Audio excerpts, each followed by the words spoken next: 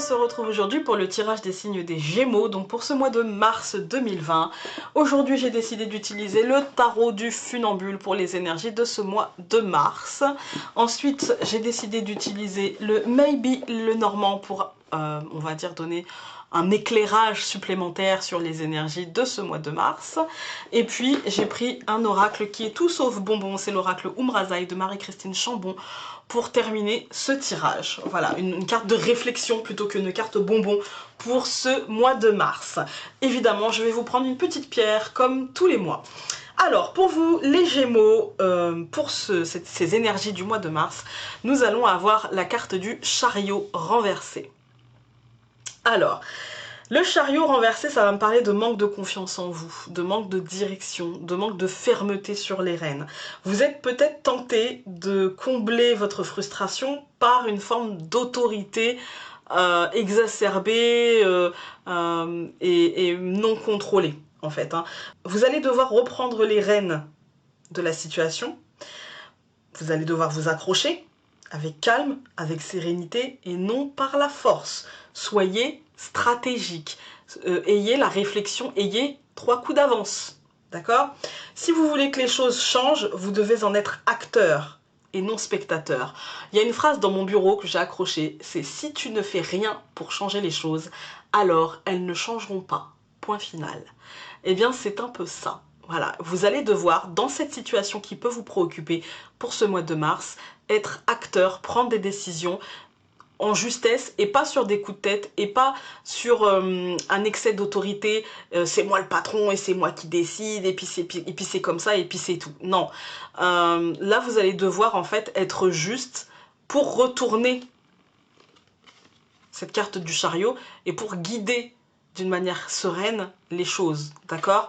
Si vous faites acte d'autorité, et quand elle est renversée, il y a des fortes chances pour que vous sortiez de vos gonds et que finalement vous imposiez les choses sans réellement y réfléchir, juste parce que ça vous énerve et ça vous saoule, eh bien voilà, les choses n'iront pas dans le bon sens. La pierre qui peut vous aider ce mois-ci, ça va être la Holwith. La Holwith, c'est une pierre de stabilisation mentale.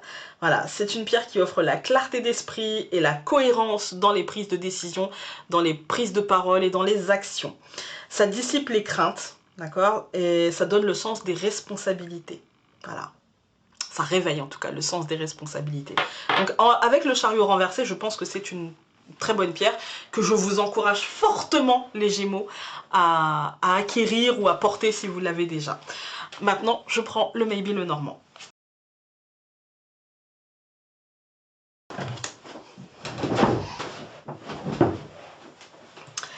Voilà, alors, pour vous les Gémeaux, nous avons la carte numéro 52. Pour moi, la carte numéro 52, ça me parle en fait de sortie d'argent. Alors ça peut me parler, oui, de perte d'argent, d'accord? Ça peut me parler aussi de, vous savez, de la pensée qu'on allait avoir tant et en fait on n'a pas eu ce qu'on voulait. Donc quelque part, c'est pas qu'on nous l'a pris, mais c'est qu'on l'a pas eu en fait. Voilà. Ça nous parle un petit peu de dérèglement au niveau de l'argent et de sensation de manque, de sensation de ne pas, soit d'avoir perdu quelque chose ou soit de ne pas avoir gagné cette chose-là. Voilà. Et avec la lune à côté, moi ça me dit que on a peut-être mentalisé qu'on allait avoir ceci, qu'on allait toucher cela, ou qu'on n'allait pas perdre ceci. Et puis à côté de ça, on a la carte du chat qui nous dit que peut-être on a manqué peut-être de stratégie en notre fort intérieur, peut-être qu'on a été trop confiant et qu'en face de nous, on a eu une situation ou quelqu'un qui n'aura pas été...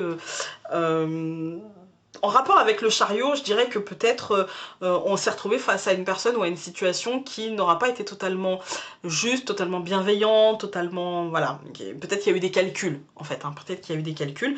Mais derrière ça, on va s'en sortir, c'est juste qu'il faut reprendre les rênes et être soi-même stratège et reprendre, en fait, dans votre esprit, reprendre les rênes du truc et vous engager dans la libération de ça et laisser ça derrière vous, en fait.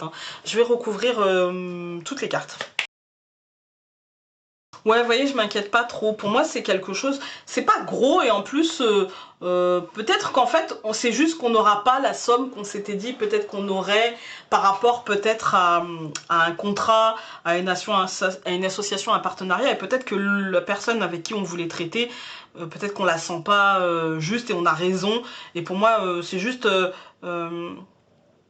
soyez patient, les choses arriveront différemment en fait. Soyez patient, les choses arriveront différemment parce qu'on a l'abondance au foyer, on a le coup de chance, une opportunité d'un contrat, d'une association, d'un partenariat, de quelque chose de différent en fait et qui nous portera vers, qui débloquera la situation et qui nous mènera vers autre chose. Et on a quand même beaucoup de cartes de matérialité, de cadeaux, on a quand même là le cadeau, l'ours, l'argent, le professionnel, on a les listes, la fleur de pouvoir, vous voyez, je reprends le pouvoir d'une manière un petit peu moins autoritaire et plus stratège en fait, moins autoritaire et plus stratège.